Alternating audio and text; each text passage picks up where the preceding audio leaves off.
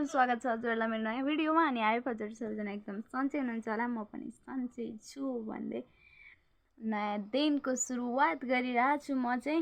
अनि त्यही गाइज आज मैले घरबाट कहाँबाट हो भन्नुहुन्छ होला, तर म चाहिँ गाउँको घरबाट है। म चाहिँ गाउँ आएको छु 3-4 दिन भयो। लेट्स सी गाइज, त्यही हो होइन। एकदमै गाउँ आइसकेपछि एकदमै आनन्द हुन्छ क्या, एकदमै। अनि त्यही हो गाइज होइन, म चाहिँ गाउँमा छु। अनि गाउँमा आएपछि त मोबाइलको त त्यति साह्रो वास्ता नहुँदो रहेछ भनौँ न, त्यसै हुँदो रहेछ। अनि म चाहिँ यहाँ पछाडि चाहिँ मेरो ब्याकग्राउन्डमा चाहिँ के देखिरहेको छ होला, सायद जुत्ता चप्पल के देखिरहेको छ होला। आज भर्खर मैले धोएको, अस्ति लगाएर आएको लुगाहरू चाहिँ आज मैले भर्खर धोएको छु के, त्यही भएर है।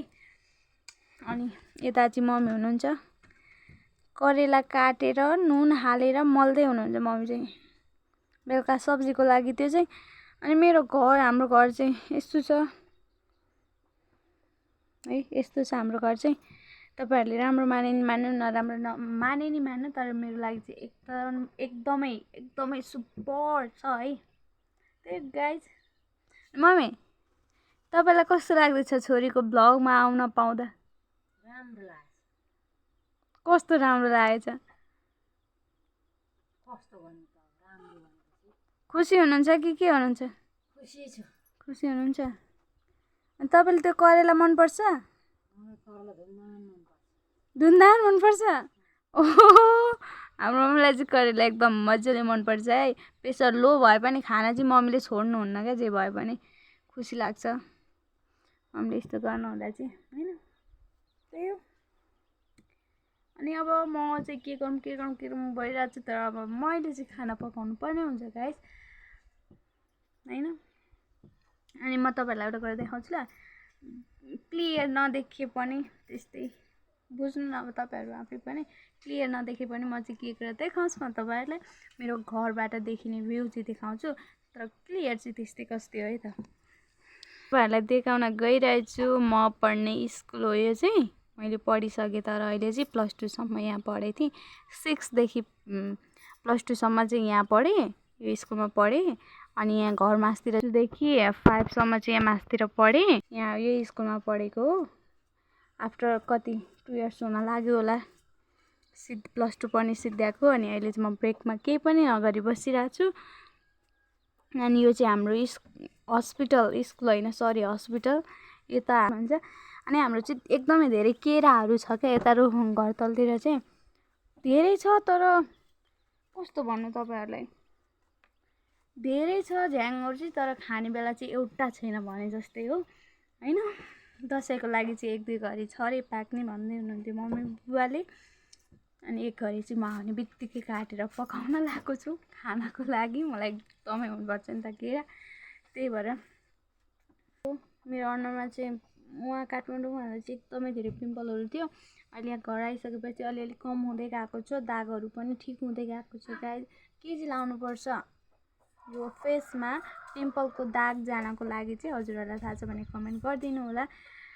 मलाई चाहिँ एकदमै कस्तो भइरहेछ क्या, देख्न सक्नुहुन्छ हजुरहरूले पनि, एकदमै धेरै छ क्या, धेरै नै देखिन्छ त्यो दागहरू चाहिँ।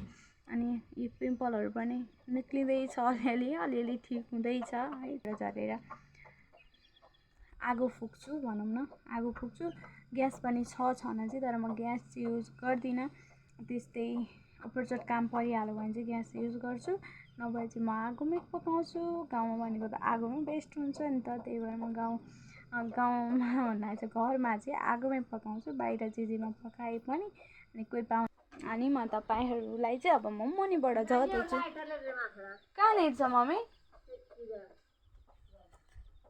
ओके। अनि मैले चाहिँ लाइटर लिएर जानुपर्ने भयो गाइस। मैले चाहिँ लाएर आएको कपडा पनि धोएको मैले भर्खरै धोएको हो होइन। अनि सुक्छ सुक्दैन त्यो चाहिँ मलाई थाहा छैन, आज नसुके नि भोलि त सुक्छ ओके। म तपाईँलाई चाहिँ देखाउँछु हाम्रो पूजा गर्ने ठाउँ, मन्दिर आई मिन भगवान्। मैले हरेक दिन प्रार्थना पनि गरेको छु गडसँग चाहिँ, त्यही हो इज गड भने जस्तै। हेर्नु त यहाँ हेरेँ नि म चाहिँ लाइटर लिनको लागि आएको थिएँ, लाइटर पनि भेटेँ। अब लाइटर लिएर चाहिँ म जान्छु record every day every time होइन। बट आई एम सिरियसली मैले चाहिँ आजसम्म व्रतहरू चाहिँ लिने गरेको छैन, तर पनि म भगवान्प्रति चाहिँ विश्वास राख्छु होइन।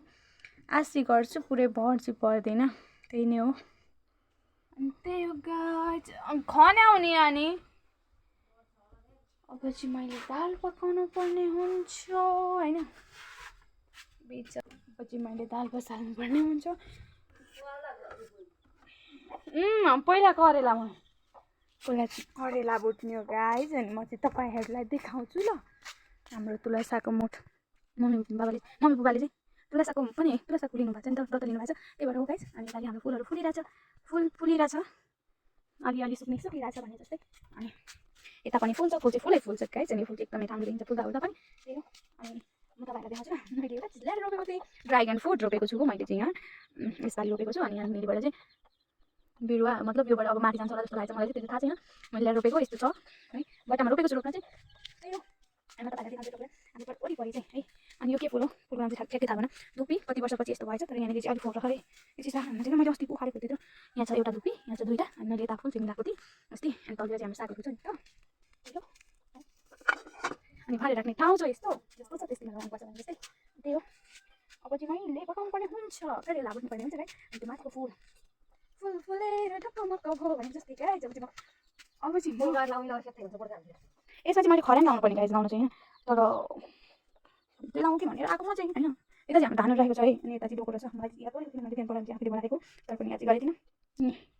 हाम्रो आगो चाहिँ फुकिसक्नु भएको छ मम्मीले। म चाहिँ अब खरानी लाउँछु अनि त्यसपछि करेला भुट्छु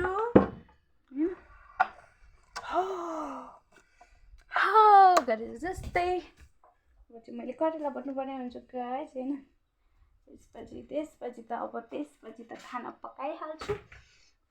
अनि हाम्रो मुढा पहिलेको मुढा कति वर्ष भइसक्यो, अगाडिको धेरै वर्ष अगाडिको होला सायद, 8-9 वर्ष भयो होला यो मुढा ल्याएको त हामीले, हुन चाहिँ भयो होला सायद जस्तो लाग्छ मलाई होइन।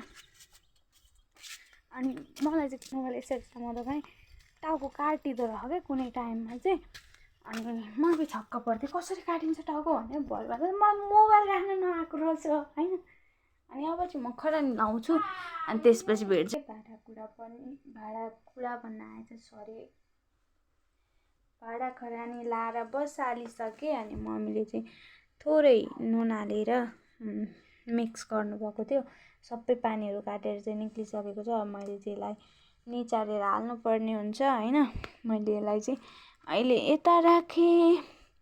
मलाई चाहिँ फेरि कुन्नु आगो बलेन भने बले जस्तो लाग्दैन, कस्तो धुवाइरहेछ। मैले धुवाएपछि आगो फुकिहाल्नुपर्छ। मम्मीले चाहिँ अनि मलाई गाली गर्नुहुन्छ, त धेरै त्यसरी नफुक गाह्रो हुन्छ होइन। अनि किन गाह्रो हुन्छ भने म खासै धमा बस्दिनँ नि त, किनभने हजुरहरूलाई त थाहा छैन होला, पक्कै पनि मलाई त अलरेडी थाहा छ, किनभने मेरो आँखा कमजोर छ। म धेरै टाइम धुवाहरूमा बस्नुहुन्न, धुवाहरूमा बस्ने अनि एनी टाइम फोनहरू हेऱ्यो भने बुकहरू हेऱ्यो भने एकदमै आँखा तिरमिरी हुने अनि टाउको दुख्ने हुन्छ नि त। त्यही भएर चाहिँ म धेरै टाइम बस्दिनँ। अनि म चाहिँ छिटो गरेर पकाउनु पर्ने हुन्छ, धुवाबाट चाहिँ अलिकति टाढै बस्नुपर्ने हुन्छ नि त म, त्यही भएर गाइज। अनि एकैचोटि अहिले म तरकारी भुट्ने बेला भेट्छु है त। त्यो मेरो दिमाग छ भने मैले तपाईँहरूलाई तरकारी भुटेको देखाउँछु भने त्यहाँदेखि स्टार्ट गर्छु भ्लग भनिरहेको थिएँ, बिर्सेछु। अनि एकैचोटि मैले त पाकेर झिकेर पुटुकामा हालेर पनि अनि मैले चाहिँ कुकरमा दाल नपकाएको, किनभने एकैचोटि पकाउँ न यसो कराइमै भनेर। अनि यता दाल बसालिसकेपछि चाहिँ मैले सम्झेछु यहाँ पछाडि चाहिँ पानी छ, त्यही हो गाइस। अब अनि यो झिकिसकेपछि चाहिँ आगो चाहिँ अहिले मैले भने जस्तै बलेको छ, बाहिर पनि बलेको छ भित्र पनि बलेको छ होइन। एकदम मनपर्छ मलाई त्यस्तो भएको। अनि त्यही हो, त्यो पनि दाल झिक्छु, दाल पनि झिकिसकेँ। दाल झिक्ने बेला चाहिँ अलिकति कसरी आफूले झिक्दै आफूले कसरी भ्लग बनाउनु भने मैले भ्लग बनाउन सकिनँ। अनि त्यही हो, दाल झिकेपछि मलाई अलिकति रिस उठ्छ क्या, म खाइहाल्छु होइन। त्यतिखेर जाने बुद्धि नभएर काट्यो। अहिले अगाडि आउँदा चाहिँ एकदमै धेरै रिस उठ्दै छ। म चाहिँ दाल सेकिसकेपछि चाहिँ मैले खाना बसालेको छु। कतिजनालाई त भाँडामा पकाएको खाना मन पर्दैन होला, तर मलाई चाहिँ एकदमै मनपर्छ। गाउँमा जन्मै गाउँमै हुर्केको भएर होला सायद। अनि त्यही हो। अब चाहिँ म खाना झिकिसकेँ। बाजे बाहिरको मौसम कस्तो छ म हजुरहरूलाई देखाउँछु। मैले चाहिँ खाना पनि झिकिसकेँ।